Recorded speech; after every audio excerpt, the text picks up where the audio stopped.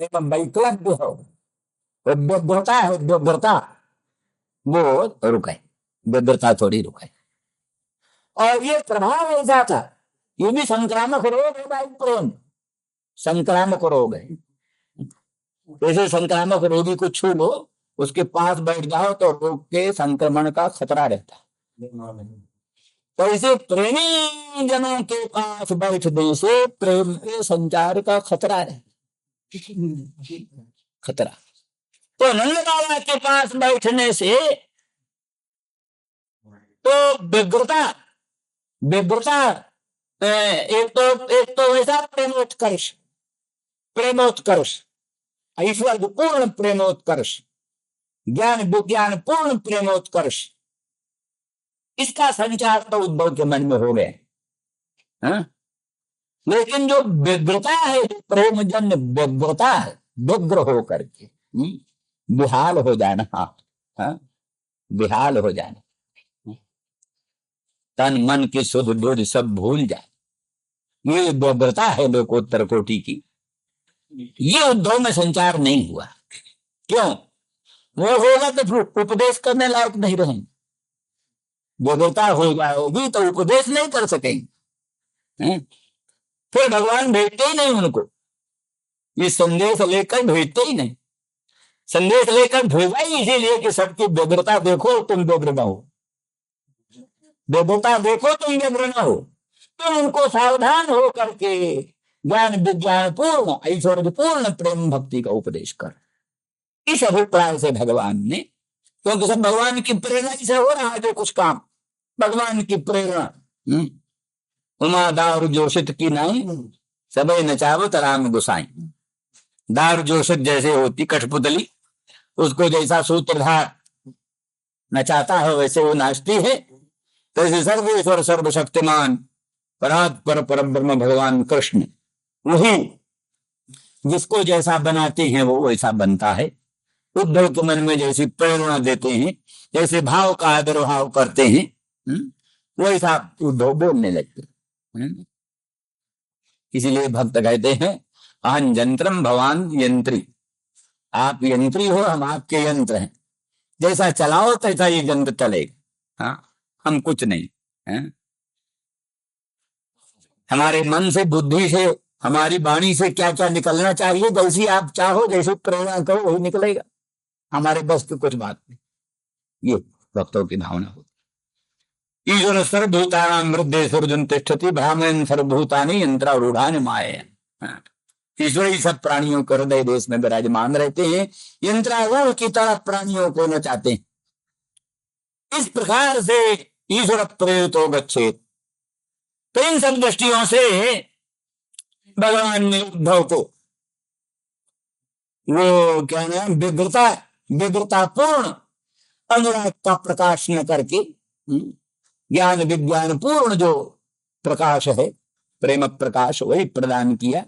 इसीलिए सावधान से जब वो देखते हैं कि नंद जी में व्यग्रता बहुत आ रही है, प्रेमोत्कर्ष से अभी मूर्छित हो जाएंगे थोड़े क्षण में, क्या उसी समय जो है ऐश्वर्य की बात उठा करके कृष्ण की लोकोत्तर महिमा आप बोले तो विश्व से बीज जोनी। अरे जो जो जो तुम्हारे श्याम सुंदर ब्रजेंद्र नंदन कृष्णचंद्र, और जो तुम्हारे बलराम, अरे ये तो विश्व से जो बीज जोनी, ये सारे विश्व के बीज हैं। बीज माने समवायी कारण, और जोनी माने निमित्त कारण। समवायी कारण और निमित्त कारण दोनों है। ये तो विश्व से चकारा सर्वावतारांच बीज जोनी, चकार से सभी अवतारों का भी यही बीज है, यही जोनी। इन्हीं से संपूर्ण सारा विश्व प्रपंच का प्रभाव होता है, इन्हीं से विविध प्रकार के अवतार भी होते हैं। इसलिए ये बलराम और कृष्ण दोनों विश्व के समवायी कारण है और निमित्त कारण। बोले समवायी कारण निमित्त कारण रूप से तो प्रधान पुरुष प्रसिद्ध है, तो कहा पुरुष प्रधानम, आप ही पुरुष प्रधान दियो, अर्थात बलराम और कृष्ण यही पुरुष है, यही प्रधान है। इसलिए प्रधान पुरुष भी आपसे भिन्न कोई चीज नहीं है। अब यहां प्रश्न ये है कि बहुत टेढ़ी मेढ़ी बात, कई जगह ये बोलते हैं कि सीता प्रकृति है, राम राम जो है सो पुरुष है, राधा प्रकृति है, कृष्ण पुरुष है, ऐसा भी बोला जाता है। लेकिन ये बात दार्शनिक दृष्टि से खरी उतरती नहीं, क्योंकि स्त्री हो पुरुष हो, स्त्री पुरुष तो देह है, आत्मा तो स्त्री पुरुष नहीं है। देह ही स्त्री पुरुष हो, नहीं स्त्री न पुमानेश न चाहिए नपुंसका। जो पुरुष है वो तो न स्त्री है न पुरुष है, आत्मा जो है न पुरुष है न तो स्त्री है। किंतु जैसा देह ग्रहण कर लेता वैसे ही बन जाता है, न स्त्री न पुरुष न नपुंसक। जज्जत शरीर मादत्ते, स्त्री का देह धारण कर लिया आत्मा स्त्री हो गया, पुरुष का देह धारण कर लिया पुरुष वही आत्मा पुरुष हो गया, नपुंसक देह धारण कर लिया वही आत्मा नपुंसक हो गया। वही देवता दानव पशु पक्षी जैसे जैसे देहों को ग्रहण करता गया वैसा वैसा हो गया। वास्तव में आत्मा न शूकर कूकर कीट पतंग न पशु पक्षी न देवता दानव मानव न स्त्री पुरुष न नपुंसक कुछ नहीं। फिर सीता प्रकृति राम पुरुष ही बात कैसे कहां तक संगत है, कहां तक संगत है। तो इसलिए जीव है, जीव की दृष्टि से या ईश्वर की दृष्टि से बोले तो ईश्वर में भी राम में भी प्रकृति पुरुष दोनों मिले हैं, सीता में भी प्रकृति पुरुष दोनों मिले हैं? दोनों स्त्री पुरुष में दोनों में प्रकृति पुरुष मिले हैं। देहादि सब प्रकृति के अंश है, आत्मा पुरुष का अंश है। यही तो देह इंद्रिय मन बुद्धि अहंकार आदि सब प्रकृति का अंश है, आत्मा पुरुष का अंश है। तो प्रकृति पुरुष की मिलावट स्त्री भी है, प्रकृति पुरुष की मिलावट क्या है पुरुष भी है ना। तो इस दृष्टि से ही हम कहा करते हैं कि जैसे अनंत ब्रह्मांड नायक परमात्मा का राम रूप में प्रादुर्भाव है, वैसे उसी अनंत कोट ब्रह्मांड नायक परमात्मा का सीता रूप से प्रादुर्भाव है। जैसे उसी अनंत कोट ब्रह्मांड नायक परमात्मा का कृष्ण रूप में प्रादुर्भाव है, उसी तरह से उसी पर ब्रह्म परमात्मा का राधा रूप में प्रादुर्भाव। इसीलिए वो संगत है एक ज्योतिर्भूत द्वेधा राधा माधव रूपकम, एक ही अखंड ज्योति ब्रह्म ज्योति दो रूप में प्रकट हो गई है, राधा के रूप में कृष्ण के रूप में। तो राधा प्रकृति है, कृष्ण पुरुष है, ये कल्पना आपेक्षिक निरपेक्ष नहीं, ये कल्पना निरपेक्ष नहीं आपेक्षिक कल्पना। वास्तव में राधा कृष्ण दोनों अभिन्न वस्तु, सीताराम दोनों अभिन्न वस्तु हैं और एक अखंड ब्रह्म ही है ये इत्यादि। इसीलिए नीलकंठ जी अपने भावदीप में और देवी भागवत के व्याख्यान में लिखते हैं, भाई साधिष्ठाना प्रकृति कह लो और सत्यमत पुरुष कह लो, दोनों का एक ही अर्थ होता है। न केवल प्रकृति की पूजा हो सकती है, न केवल पुरुष की पूजा हो सकती है। पुरुष की पूजा जब होगी तब सत्यमत तया शक्तिमान पुरुष की पूजा होती है, और प्रकृति की जब पूजा होगी तब केवल प्रकृति जड़ है, केवल प्रकृति की पूजा नहीं होती, साधिष्ठाना प्रकृति की पूजा होती है, अधिष्ठान सहित प्रकृति की पूजा होती है, दोनों एक ही। वही साधिष्ठान शक्ति, वही सत्यमत ब्रह्म, दोनों का एक ही अर्थ होता है। शक्ति विशिष्ट ब्रह्म ही तो रामादि रूप में है, और साधिष्ठान शक्ति अधिष्ठान रूप ब्रह्म सहित जो शक्ति है वही भगवती आदि के रूप में प्रकट होती है, वस्तु एक।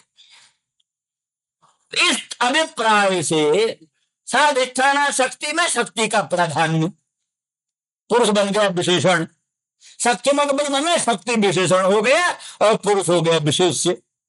इस तरह से प्राधान्य प्राधान्य अभिप्राय से जहां पुरुष का प्राधान्य है वहां सत्यमत ब्रह्म कह दिया, जहां प्रकृति का प्राधान्य है वहां साधिष्ठान शक्ति बोल दिया। इस प्रकार से व्यवस्था चलती। इसी अभिप्राय से राधा को शक्ति, कृष्ण को पुरुष, सीता को शक्ति, कृष्ण को राम को पुरुष इत्यादि उक्तियां चलती। सापेक्ष उक्तियां, निरपेक्ष उक्तियां नहीं। तो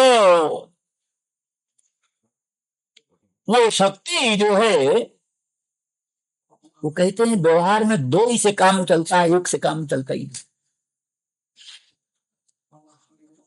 दो चक्र के बिना रथ नहीं चलेगा, एक चक्र से रथ कभी नहीं चलेगा। ऐसे स्त्री पुरुष का जोड़ा संसार चलाएगा। न स्त्री संसार चला सकती है, न पुरुष संसार चला सकता है। स्त्री पुरुष का जोड़ा, दो चक्र मिले तो रथ चले। आज दुनिया में देखो, गर्म तार और ठंडा तार, दोनों तार मिले तब प्रकाश। खाली ठंडा तार फिट फिट करते रहो, कुछ नहीं होगा। खाली गर्म तार, कुछ काम नहीं बनेगा। ठंडा तार गर्म तार दोनों मिले तब काम चले। इसी प्रकार से ऋण धन दो दो चीज, दोनों का जोग हो तब कोई व्यवस्था चलती है। खाली ऋण से नहीं काम चले, खाली धन से काम नहीं चले। इसी प्रकार से शक्ति, शिव शक्ति, केवल शक्ति से काम नहीं चलेगा, केवल शिव से काम नहीं चलेगा। शक्ति बिना शिव शव, शव माने मुर्दा, मुर्दा से क्या काम चलता है? शक्तिहीन शिव शव और शिवहीन शक्ति जड़ प्राय अकिंचित कर। इसलिए जैसे ठंडा तार गर्म तार दोनों मिले तब काम चले, ऐसे शिव शक्ति दोनों मिले तब काम चले। प्रकृति पुरुष दोनों मिले तो काम चले, स्त्री पुरुष दोनों मिले तो काम चले। सृष्टि की व्यवस्था में स्त्री भी चाहिए, पुरुष भी चाहिए। फिर वहां स्त्री पुरुष को स्वभाव में भेद आ गया। स्त्री को स्वभाव दूसरा, पुरुष को स्वभाव दूसरा।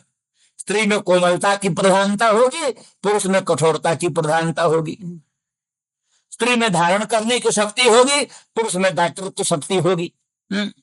इस प्रकार से दोनों के पृथक पृथक स्वभाव, पृथक पृथक लक्षण, यहां तक कि बाह्य रूप भी, पुरुष का भीषण रूप, दाढ़ियों मूछों का उपद्रव खड़ा हुआ, और एक बौंदर लिए हो, बोली भी बोलेगा भौं भौं लंबा चौड़ा, और स्त्री का संगीत होने लगेगा तो फिर क्या कहना है, बड़े प्रेम से सुनो। आजकल कहीं रेडियो में दोनों का साथ बुलाते हैं तो ऐसा बेडौल लगता है, कहीं कहीं तो साथ संगीत होते हैं, साथ संगीत रेडियो पर तो कई कई कई जगह मिल जाते हैं, कई जगह तो बहुत बेडौल होता है। तो इस प्रकार से ये स्वभाव में पार्थक्य है, लेकिन स्वभाव में पार्थक्य होने पर भी उनके मिलने से ही साम्यता आती है। कोमलता कठोरता दोनों सीमित मात्रा में रहे, दोनों का मेल हो तब काम चले, दोनों के मेल बिना काम नहीं चलता। इसी प्रकार से शिव शक्ति के सामंजस्य से ही संपूर्ण काम चलता है। गर्म तार ठंडे तार के सम्मिलन से ही प्रकाश होता है। इसी प्रकार से शिव शक्ति के सामंजस्य से ही संपूर्ण विश्व की व्यवस्था चलती है। इस दृष्टि से प्रधान और पुरुष दोनों ही विश्व के प्रधान, विश्व का योनि है। क्या बीज क्या करता है? बीज क्या करता है? ईश्वर के प्रभाव से धरणी में बीज डाला, धरणी में पृथ्वी में बीज डाल दिया, गेहूं का बीज, जौ का बीज, बाजरे का बीज धरती में डाल दिया। धरती में डाल देने से धरती, पानी, वायु, धरणी अनिल जल संयोग, धरणी अनिल जल संयोग तीन हो, फिर पृथ्वी मिले, जल मिले, वायु मिले। वायु न हो तो भी न बीज में पैदा हो, बीज अंकुरित नहीं हो सकता वायु न हो तो। जल न हो तो भी वायु बीज अंकुरित नहीं होगा, पृथ्वी न हो तो भी। खाली घड़े में रख करके पानी डाल दो, उसमें वायु लगाओ तो अंकुर पैदा होगा। अंकुर पैदा करने के लिए धरणी चाहिए, अनिल चाहिए, जल चाहिए। धरणी अनिल जल संयोग से बीज अंकुरित होगा। तो ईश्वर की शक्ति से बीज स्वसजातीय अवयवों को, स्वसजातीय अवयवों का संग्रह करके, या बीज के सजातीय पार्थिव अवयव, बीज के सजातीय पार्थिव अवयव, क्योंकि जो पृथ्वी में बहुत प्रकार के अवयव हैं। पृथ्वी में गन्ना को अभिवर्धन करने वाले भी अवयव हैं, संतरा को भी अभिवर्धन करने वाले अवयव हैं, आम को भी अभिवर्धन करने वाले अवयव हैं, इमली को भी अभिवर्धन करने वाले अवयव हैं, गेहूं को भी, जौ को भी, बाजरे को भी, सबको अभिवर्धन करने वाले अवयव पृथ्वी में है। पृथ्वी का एक भंडार है, अनंत अनंत शक्तियों का भंडार। उसी धरती में गन्ना बो दो तो उसमें से गन्ना के सजातीय अवयवों का संकलन होगा, उससे गन्ना को स्वरूप बन जाएगा। उसी पृथ्वी में संतरा का बीज डाल दो तो उसी पृथ्वी में से संतरा के अभिवर्धक अवयवों का संग्रह होगा, उसके द्वारा संतरा का स्वरूप बन जाएगा। गुलाब का बीज डाल दो, उसी में से गुलाब के गंध के तमाम सजातीय सब अवयवों का संकलन होने लगेगा। उसी जगह में कोई दुर्गंधित विष वृक्ष बोल दो तो उसके अनुगुण भी सामग्री सब वही मिल जाएगी। तो ईश्वर की अचिंत्य शक्ति, अनंत महिमा और उसका अखंड अखंड वस्तुओं का भंडार, उसकी भूमि शक्ति, प्रकृति शक्ति, उस प्रकृति शक्ति में से बीज के सजातीय अवयव भूमि से एकत्रित होकर के वो अंकुरादिकों को पोषण करते हैं। और साथ ही उसके लिए उचित अधिष्ठान चाहिए, उचित अधिष्ठान चाहिए। अनुचित अधिष्ठान में इन सब द्वारा पोषण नहीं हो सकेगा। इसलिए उचित बीज हो, उचित जोनी, उचित उस जोनी में भी साजात्य की अपेक्षा सजातीय जोनी हो। किसी विजातीय में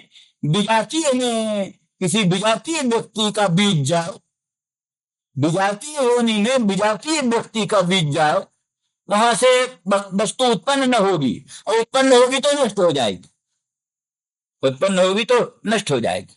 जैसे कहते खच्चर उत्पन्न होता है गधे घोड़े के संसर्ग से।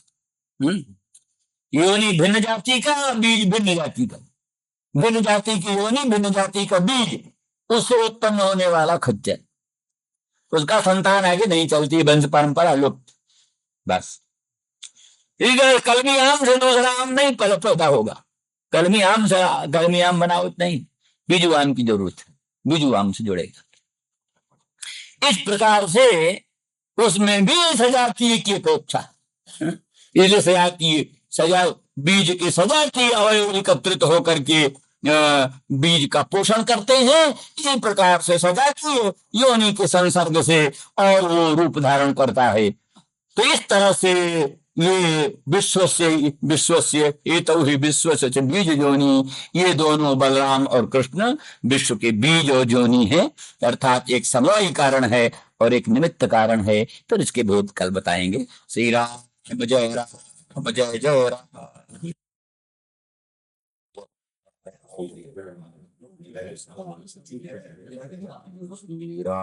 जो जोनी रामो मुकुंद पुरुष प्रधानम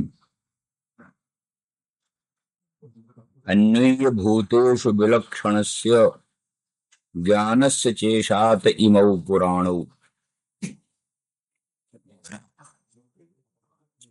राम माने बलराम और मुकुंद कृष्ण, ये दोनों ही विश्व के बीज और जोनी।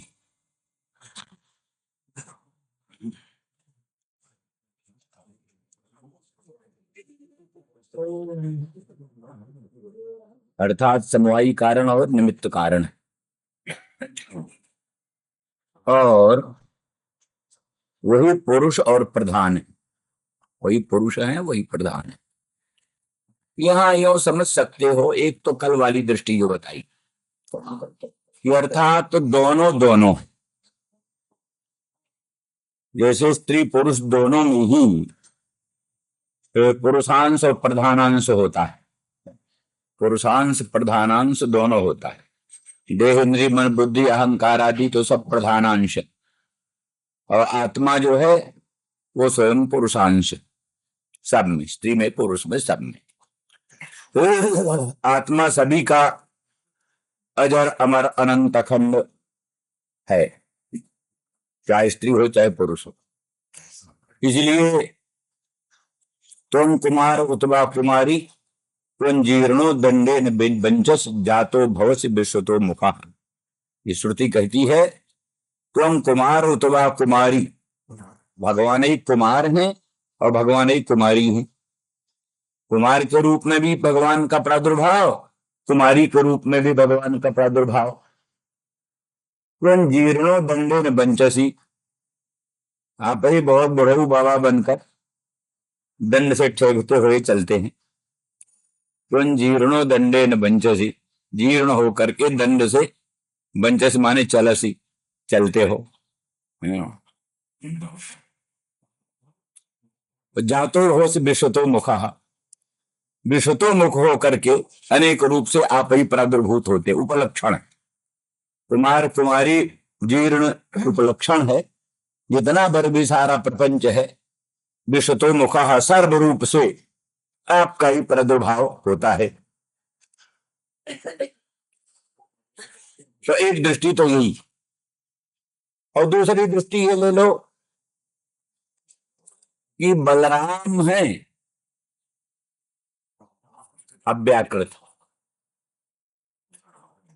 अव्याकृत ब्रह्म बलराम।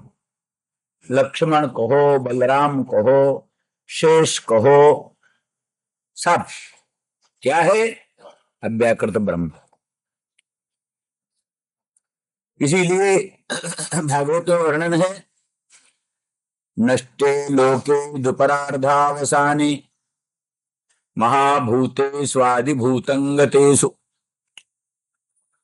व्यक्ते व्यक्तं काल वेगे न जाते भवानेको शिष्यते शेष संज्ञा। जिस समय दोपरार्ध के अंत में ब्रह्मा की आयु खत्म होने पर नष्टे लोके, लोक नष्ट हो जाता है।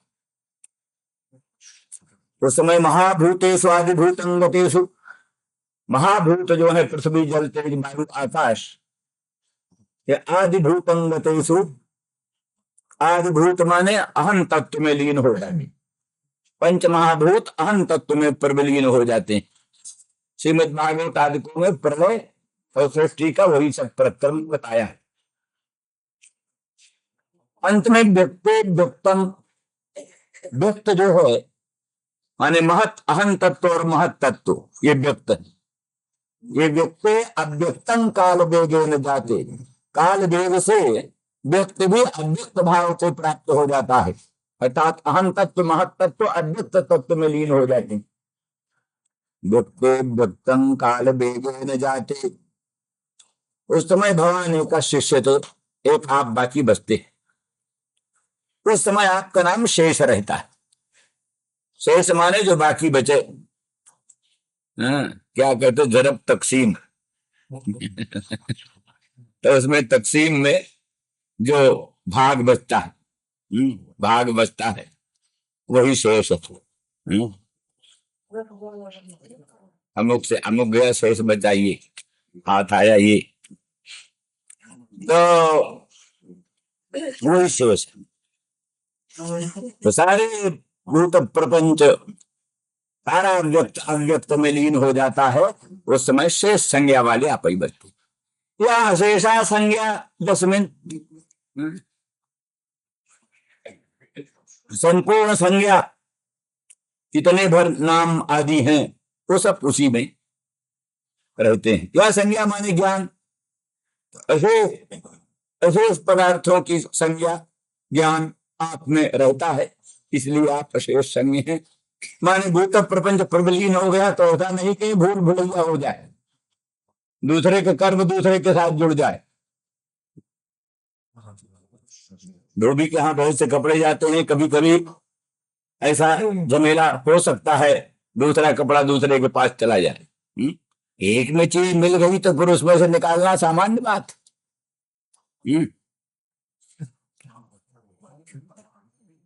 पानी और दूध मिल जाता है, कौन इसको पृथक पृथक कर सकता है? अंश दूसरे किसी की सामर्थ्य नहीं पानी और दूध को अलग अलग कर दे।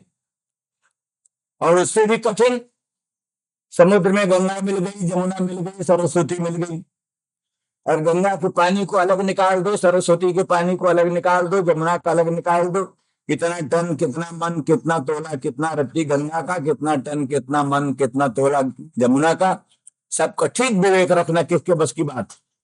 किसी जीव के बस की बात नहीं, भगवान ही कोई ज्ञान है, भगवान से ज्ञान है। इस समुद्र में कितने कितने परमाणु गंगा के हैं, कितने कितने परमाणु यमुना के हैं, कितने कितने परमाणु सरस्वती के हैं, उनको सब ज्ञान है। हाँ, उनको सब ज्ञान है। वो चाहे तो सबको पृथक भी कर दे, चाहे तो सबको पृथक कर दे। समझो, बल्कि उन्हीं की अघटित घटना पटी शक्ति से बादल जो पानी निकालता है, तो दो बादल वही पानी बरसा है जो जहां का है। इसलिए गंगा का पानी वही पड़ेगा जहां से फिर लौट कर गंगा में जाए। समुद्र से जो गंगा का पानी बादल के द्वारा उठाया गया, वो वही पड़ेगा जहां से फिर गंगा में जाए। जमुना का पानी वही से वही पड़ेगा जहां से फिर जमुना में जाए। क्योंकि साधारण जल तो नहीं है, वो तो सब असाधारण चीज है, ब्रह्मद्रव है। तो कोई नई नई चीज, नया नया कोई थोड़ा ब्रह्म बनता रहता है, नया नया तो ब्रह्म नहीं बनता रहता। वो तो जो उसकी सुस्थिर वस्तु है वही बनती है।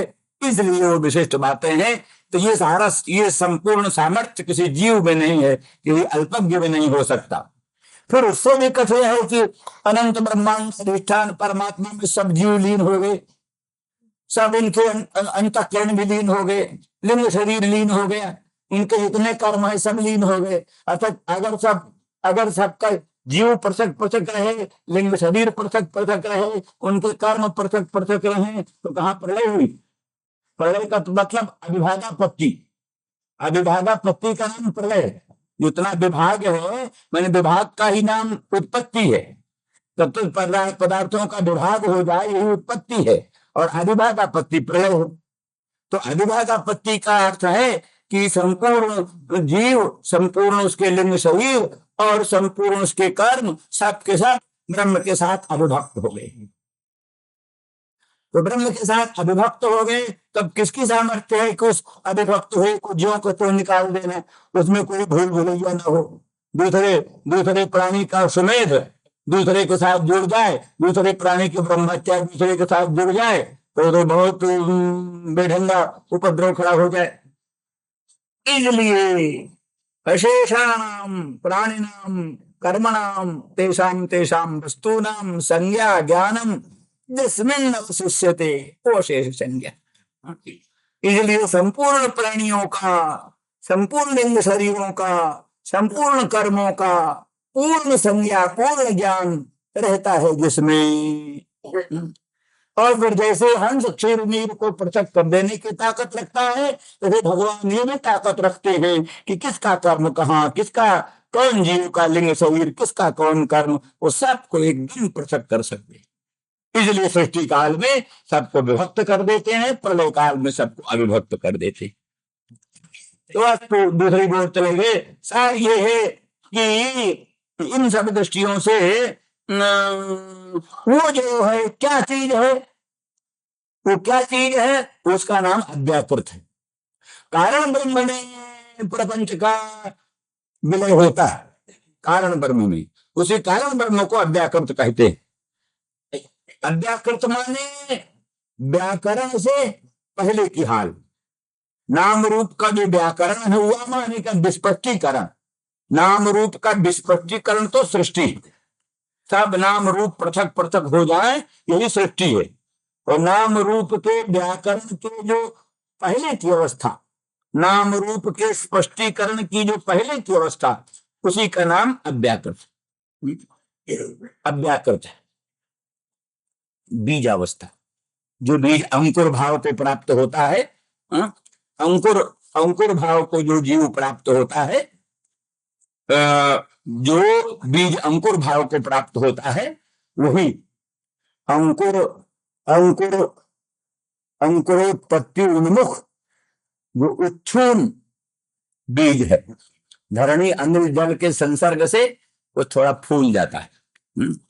धरणी अनिल जल के संसर्ग से कुछ फूल जाता है, बीज फूलता है तो फूटता है तब उसमें से अखुआ निकलता है। ये है क्रम। इसीलिए कहीं कहीं लिखा तस्मात् अव्यक्तम उत्पन्न, अव्यक्त भी उत्पन्न होता है। त्रिगुण द्विसत्तम माने क्या ना, त्रिगुण जो अव्यक्त है वो भी भगवान से उत्पन्न होता है।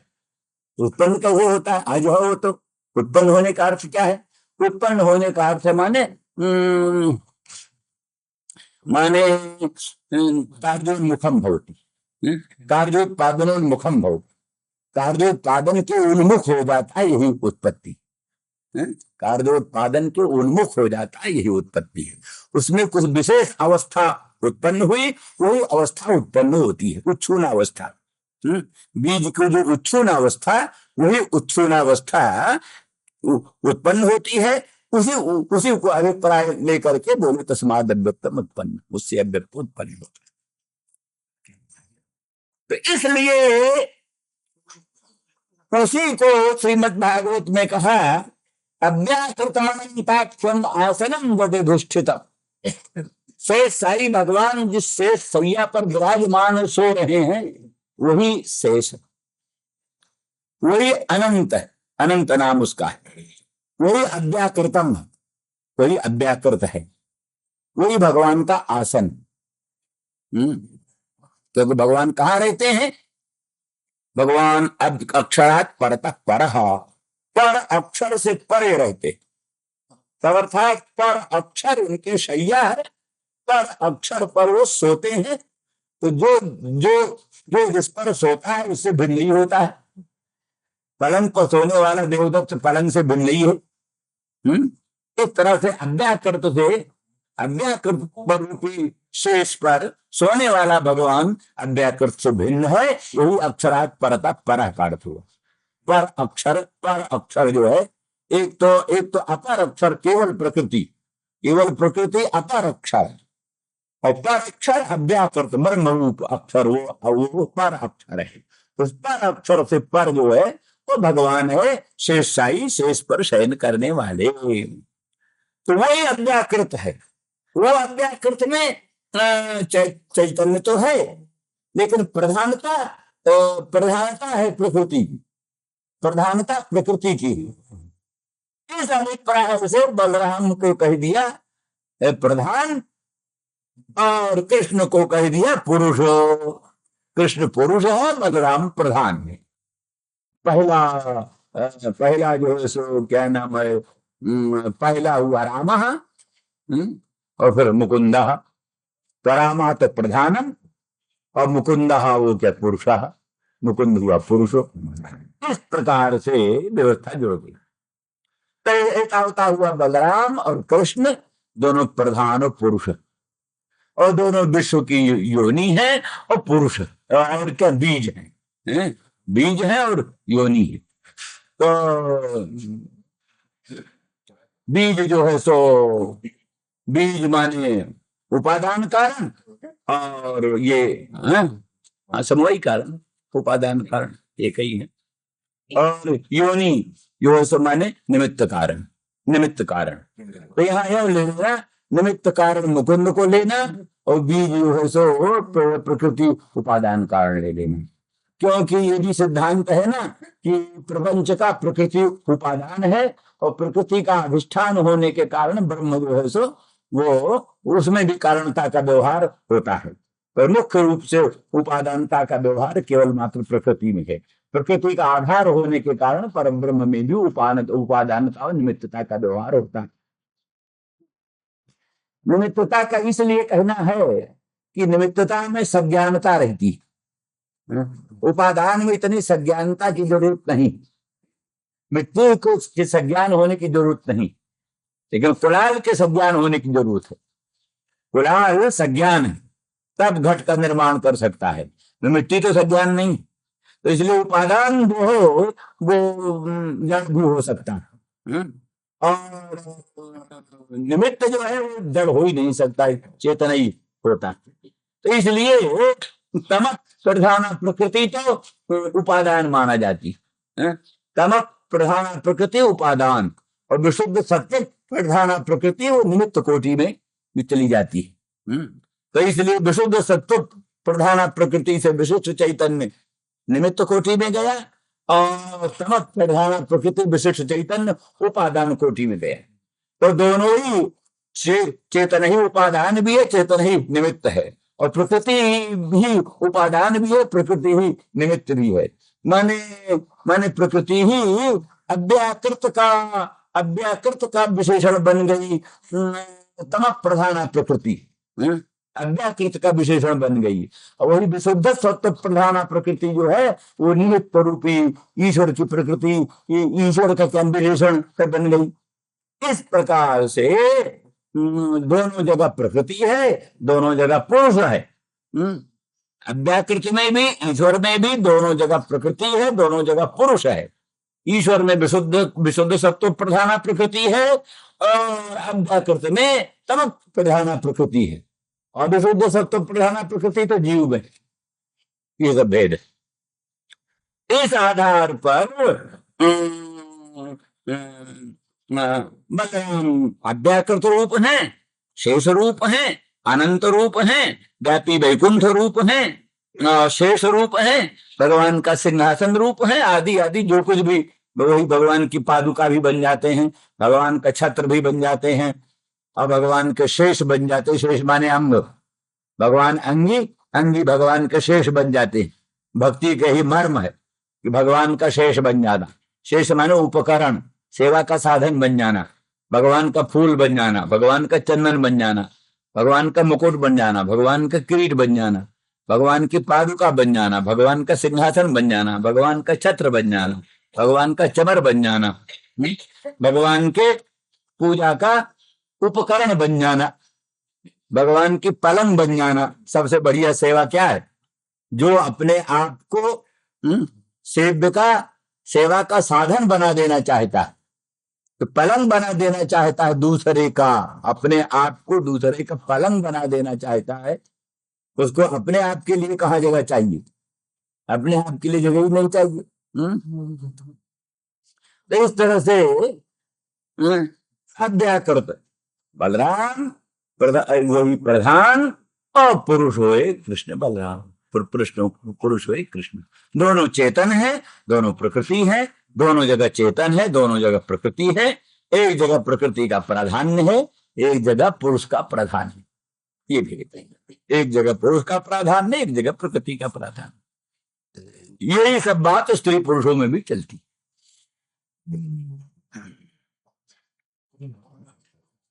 अब यहां इतना और भेद मानना, कहते हैं अभ्युदय जो है, अभ्युदय लौकिक उन्नति का नाम अभ्युदय। सम्राट हो जाना, स्वराट विराट हो जाना, चक्रवर्ती नरेंद्र हो जाना, अनंत धन धान्य संपन्न हो जाना, ये सब है अभ्युदय। इंद्र बन जाना, महेंद्र बन जाना, वरुण कुबेर बन जाना, ब्रह्मा बन जाना, ये सब है अभ्युदय, उन्नति। उन्नति होते होते होते होते ब्रह्म पद प्राप्त, इंद्र पद प्राप्त, ये उन्नति। तो उन्नति जो जीव की है उसी को कहते हैं अभ्युदय। अभ्युदय में परम प्रधान बलराम, बलराम की आराधना से, अव्याकृत की आराधना से अभ्युदय मिलता है। उसमें भगवान सहकारी, सहायक, भगवान सहायक है और प्रधान जो है उसमें मुख्य अभ्युदय के काम में। और भक्ति के काम में, मोक्ष के काम में भगवान प्रधान है, भगवान मुख्य है। भक्ति और मोक्ष देने के लिए भगवान प्रधान है, मुख्य है, और बलराम सहायक, बलराम सहायक।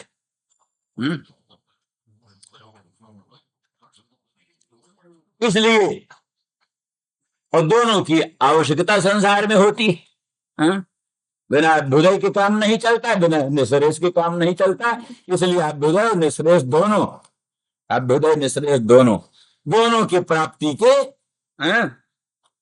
दोनों की प्राप्ति के दोनों साधन हैं। उद्धव जी वर्णन कर रहे हैं नंद बाबा से, ज्ञानोपदेश कर रहे हैं ना। ऐसे थोड़ा वो लोकोत्तर अनुराग को संकुचित हो जाए, जरा धैर्य हो जाए, तो जो व्यग्रता है, व्यग्रता वो कम हो जाए, व्यग्रता कम हो जाए। ज्ञान के प्रभाव से ऐश्वर्य का वर्णन सुनकर व्यग्रता कम हो जाती। जिस समय भगवान राम की वन यात्रा का वर्णन हो रहा हो, या भगवान कृष्ण जो है उस मथुरा जा रहे हों और गोपियां विलाप कर रही हों और ग्वाल बाल सब व्याकुल हो रहे हों, तो उसका प्रभाव वक्ता श्रोता पर भी पड़ता है। वक्ता श्रोता के मन में भी करुणा आ जाती है, करुणा की बात आ जाती है।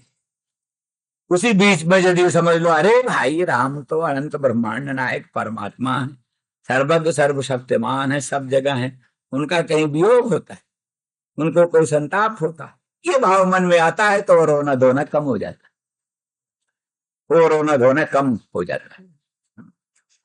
ऐश्वर्य का प्रबोध होते ही वो जो करुण रस का प्राधान्य है वो कम हो जाता है। इसी दृष्टि से ये बोल रहे हैं, एतौ विश्वस्य विश्वजोनि रामो मुकुंद पुरुष प्रधानम अन्वय भूतेषु विलक्षणस्य, वो भूतों में अन्वित होते हैं अंतर्जामी रूप से, अंतर्जामी रूप से सब भूतों में प्रविष्ट है, जितना चराचर प्रपंच है अंतर्जामी रूप से राम कृष्ण दोनों सब भूतों में व्याप्त है। तो भी विलक्षणस्य ज्ञानस्य च इमौ पुराणौ ईशाते ईशाते,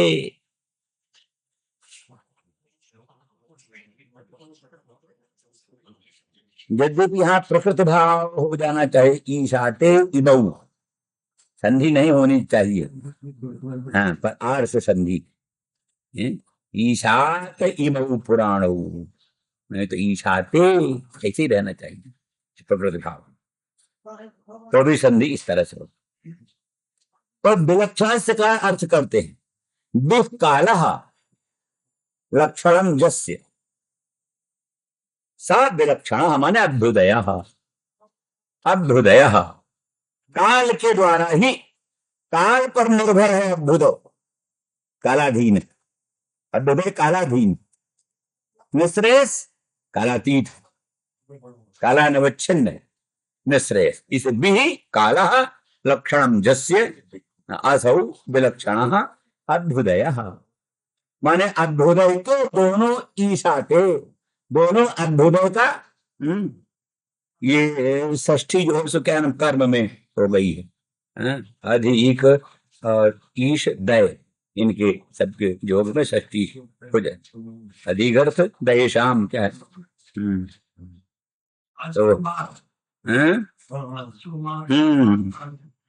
तो इस तरह से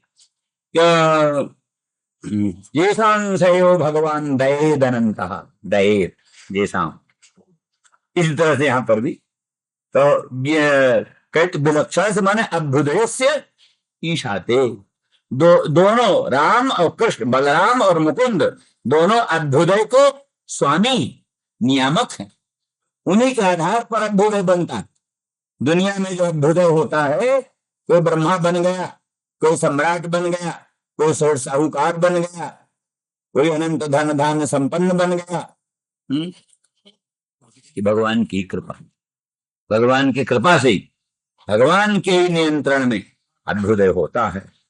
और ज्ञान से माने मोक्ष से, ज्ञान साध्य से मोक्ष से, या मोक्ष साधक से ज्ञान से, मोक्ष साधक जो ज्ञान है, पर ब्रह्म का साक्षात्कार, मोक्ष साधक जो ज्ञान है, उसका भी ईशान भगवान ही, भगवान की कृपा से ही मोक्ष और भक्ति प्राप्त होती है। उपलक्षण है ज्ञान भक्ति, ज्ञान और भक्ति दोनों भगवान की कृपा से होती, इसमें भगवान की कृपा प्रधान, भगवान की कृपा से। गोस्वामी जी कहते हैं, यह सब साधन ते नहीं होई, तुम्हारी कृपा पाव को कोई, ये गुण साधन ते नहीं हो, ये सब गुण साधन से नहीं होते, आपकी कृपा से कोई कोई में वो गुण आते हैं। है जन्मांतरी कुछ हेतु है, नहीं तो काहे कृपा हो भगवान की, कृपा में आई तो की कृपा भगवान की, ये भी ठीक है, आई तो की है, लेकिन फिर वो कहना पड़ेगा ना कि फिर किस पर कृपा हो किस पर कृपा न हो, वैषम्य निर्घृण दोष आएगा। इसलिए फिर अंत में वही है कि मई ते को सुचाप्य हम, ये भजन तो तुमाम भक्त्या मई ते को सुचाप्य हम, जो भक्ति से प्रेम से मुझको भजते हैं उनको मैं भी प्रेम से भक्ति से भजता हूं। तो अर्थात कुछ जीव की तरफ से, कुछ भगवत कृपा से ही, जन्मांतर की कृपा से ही कुछ भगवान की ओर आभिमुख हो, तो भगवान की ओर आभिमुख हो तो फिर भगवान उसको कृपा करके जल्दी स्वीकार कर लेते हैं, खूब मदद कर देते हैं, खूब उसको माला माल बना देते हैं और भक्ति ज्ञान का भंडार भर देते हैं, सब कुछ हो गया। तो इसलिए ज्ञान मोक्ष का साधक जो ज्ञान है उसके भी ईशान भगवान है, और चकारात भक्ति के भी ईशान भगवान है, और अभ्युदय के भी ईशान भगवान है। अर्थात मोक्ष और भक्ति ये सब भगवान के अनुग्रह से प्राप्त होता है, और अभ्युदय भी भगवान के अनुग्रह से प्राप्त होता है। अभ्युदय में प्रधान की प्रधानता होती है, माने बलराम का विशेष आशीर्वाद बलराम का अभ्युदय में होता है। भगवान साकारी होते हैं, किंतु मोक्ष आदिकों में तो भगवान ही स्वतंत्र होते हैं। वो साकारी भी और मूल भी दोनों भगवान होते हैं, वो भी दोनों मिले हुए हैं, इसलिए ईशाते दोनों ही करता है इसके, इसलिए बलराम और मुकुंद दोनों ही ईशान है। तो अर्थात उसमें भी कुछ न कुछ मान लिया, देह की अपेक्षा, इंद्रियों की अपेक्षा, मन की अपेक्षा, इनके स्वस्थ रहने की अपेक्षा तो है ये सब कुछ। देह स्वस्थ न रहे, इंद्रियां स्वस्थ न रहे, मन स्वस्थ न रहे तो ज्ञान प्राप्ति में भी बाधा पड़ती है, और साधनाभ्यास में भी बाधा पड़ती है, और अनेक प्रकार के ज्ञान विज्ञान के अर्जन में बाधाएं पड़ती। इसीलिए सब प्रार्थना करनी पड़ती है। सहनावत सहनो भुनक्तु सह बीजं करवा वही, या भद्रं कर्णे सुनयाम देवा भद्रं पश्येमाक्षभिर्यजत्राः। भगवान से उपनिषद पढ़ने वाला विद्यार्थी और अध्यापक दोनों ही बैठकर प्रार्थना करते हैं, हे भगवान हमारे कान, हमारे श्रोत्र, हमारा इंद्रियां, हमारे नेत्रादि सबके सब सावधान हो, और वो उचित रूप से वेदांत का श्रवण कर सकें, ग्रहण कर सकें, धारण कर सकें, उसका समुचित फल प्राप्त कर सकें, इसके लिए भगवान से प्रार्थना करते हैं। तो इसलिए फिर प्रार्थना करते हैं तो माने सापेक्ष है, तो इसलिए इसमें सब में अभ्युदय की भी अपेक्षा है, बलराम की सहायता की भी अपेक्षा है, और मुकुंद की भी सहायता की अपेक्षा है। ये सब बात विश्वसच बीज योनि राम मुकुंद पुरुष प्रधानम मन्ये भूतेषु विलक्षणस्य ज्ञानस्य चेषाति मौ पुराणो। एक टीकाकार यहाँ कहते हैं ज्ञानस्य माने निर्गुणस्य निर्विशेषस्य ब्रह्मणा ईशाते, क्योंकि बदंत तत्तत्वविदः तत्कुंज ज्ञानमद्वयम् ब्रह्मेति परमात्मेति भगवान शब्दते। तो कहते हैं ज्ञान जो है वही परम ब्रह्म है, ज्ञान पर ब्रह्म, ज्ञानम ब्रह्म, सत्यं ज्ञानम अनंतम ब्रह्म। यहाँ पर भी ज्ञान को परम ब्रह्म कहा है, ज्ञानम ब्रह्म। तो ज्ञानम ब्रह्म कैसा ज्ञानम? अद्वयं ज्ञानम, अद्वयं ज्ञानम यहाँ ले लो। तो ज्ञान जो अद्वय ज्ञान, सजाति विजाति स्वगत भेद रहित ज्ञान, वो ज्ञान माने ब्रह्म। ब्रह्म का ईशान ये दोनों करते हैं, मुकुंद और कृष्ण ये दोनों ब्रह्म का भी, ब्रह्म पर भी शासन करते हैं, ब्रह्म का भी ईशन नियंत्रण का। कैसे जाना?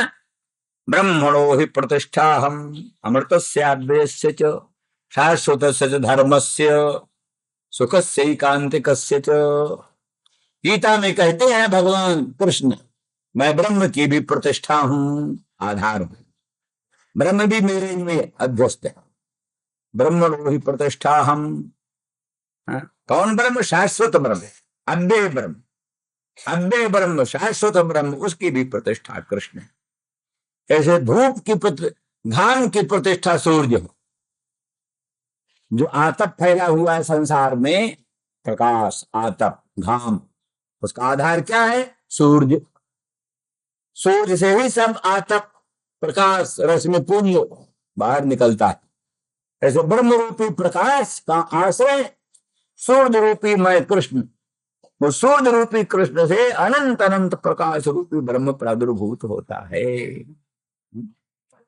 और ब्रजवासी लोग कहते हैं राधा रानी के नूपुर का जो प्रकाश है वही ब्रह्म राधा रानी के नूपुर का जो प्रकाश है वही ब्रह्म। और राधा रानी के नूपुर की जो झंकृति है वही शब्द ब्रह्म है।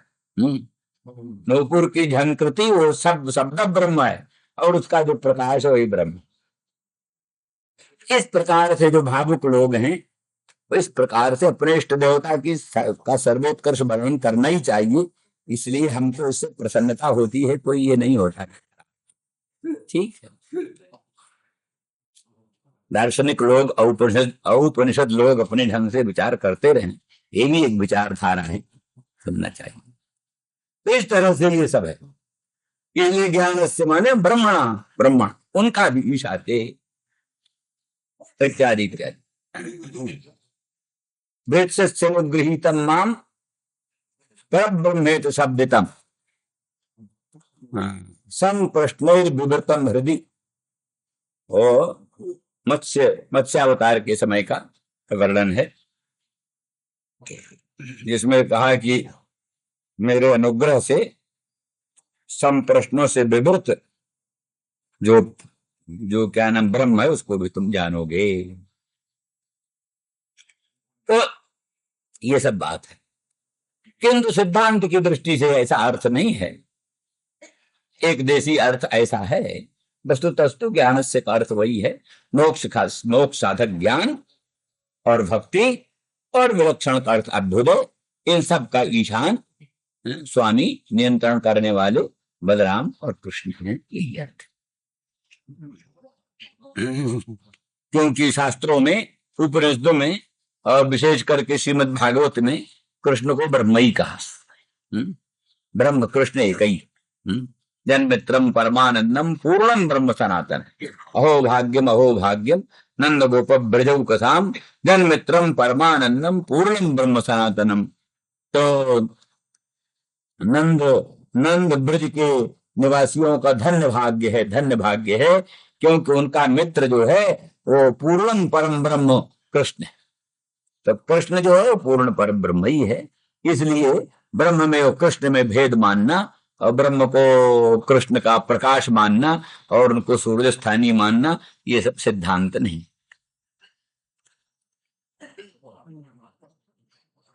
तयोवृत्तम भगवती कृष्णे नंद यशोदयोः दीक्षादरागम परमम नंदमाहोद्धो मुदा। इस प्रकार से नंद और यशोदा दोनों का भगवान कृष्ण में इस प्रकार से अनुराग देखा, बड़ा विलक्षण अनुराग। कृष्णे सदानंद रूप जो कृष्ण है, परमानंद घन कृष्ण में नंद और यशोदा का ऐसा लोकोत्तर अनुराग को देखकर, परमम अनुरागम, परमम अत्यंतम उत्कृष्टम अनुरागम, अत्यंत उत्कृष्ट अनुराग देख करके नंदमाहोद्धो मुदा। अच्छा तो पीछे चला गया।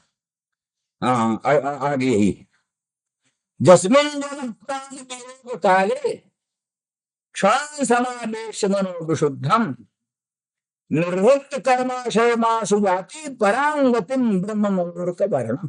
ये उद्धव जी कहते हैं, ये ऊंचा ज्ञान विज्ञान वर्णन किया तो भाई वक्ता जो है वो ऐसे होते हैं, श्रोता को देखते रहते हैं। श्रोता की स्थिति क्या है, श्रोता की मन स्थिति क्या है। अध्यापक जो है विद्यार्थी को देखता रहता, हमारी बात समझ रहा है कि नहीं समझ रहा है?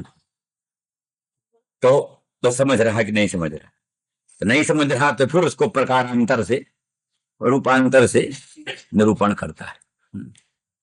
तो उद्धव जी जो है सो बड़े चतुर बृहस्पति के शिष्य हैं, और भगवान कृष्ण के परम प्रिय हैं, सब जानते हैं कि उद्धव हमारी इस बात को, ये नंद बाबा हमारी इस बात को ग्रहण नहीं कर रहे, उपेक्षा कर रहे।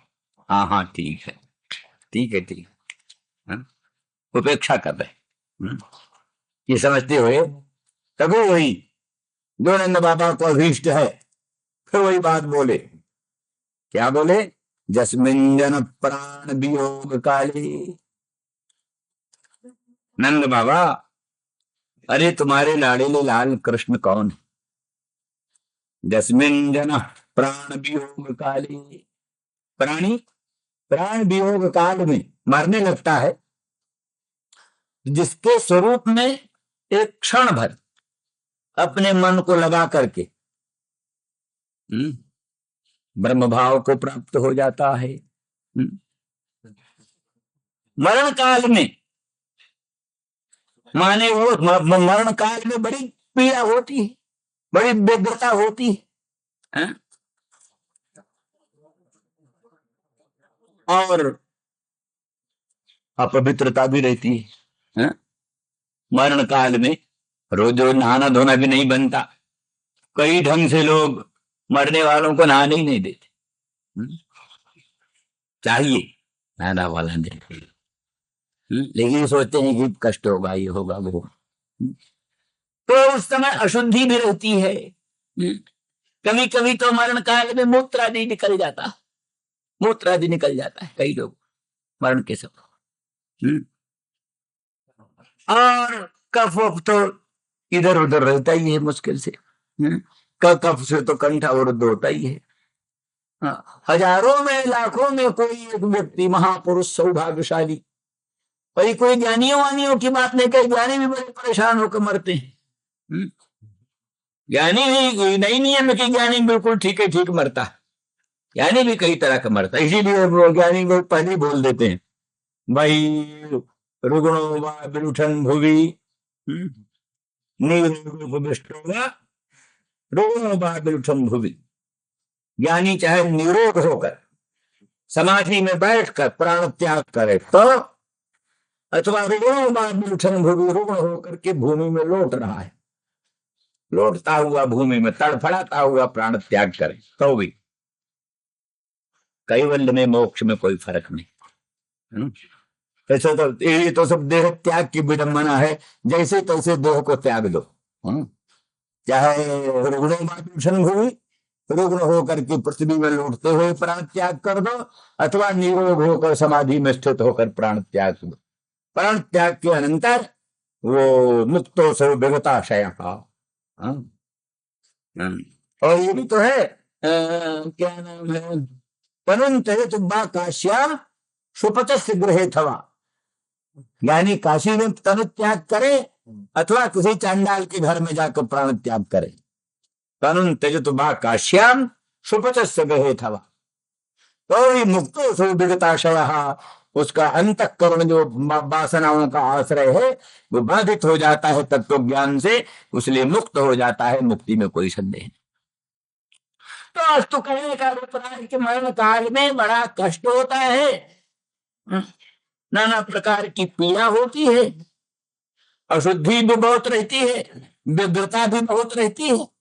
उस समय भी मरण काल में भी अगर भगवान में किसी ने चित्त लगा दिया और देर तक नहीं, क्षणमपि, देर तक नहीं, घंटा तो घंटा भगवान में मन लगा है, छोड़ो क्षणमपि, मरण काल में घोर व्यग्रता दशा में, घोर आदि व्याधि से घिरे रहने पर और अशुचिता अशुद्धि रहने पर भी मन क्षण भर भगवान के बीच में लग जाता है, तो कर्माशय को, वासना को त्याग करके भगवान को प्राप्त हो जाता है।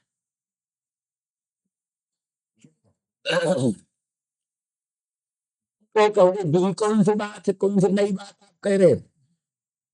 तो वेद ही कहता है, तथा जदा जदा सर्वे प्रमुच्यन्ते कामा जे स्थिता अथ मर्त्यो मृतो भवति अत्र ब्रह्म समश्नुते। बृहदारण्यक की श्रुति है जो कहती है जदा सर्वे प्रमुच्यन्ते कामा,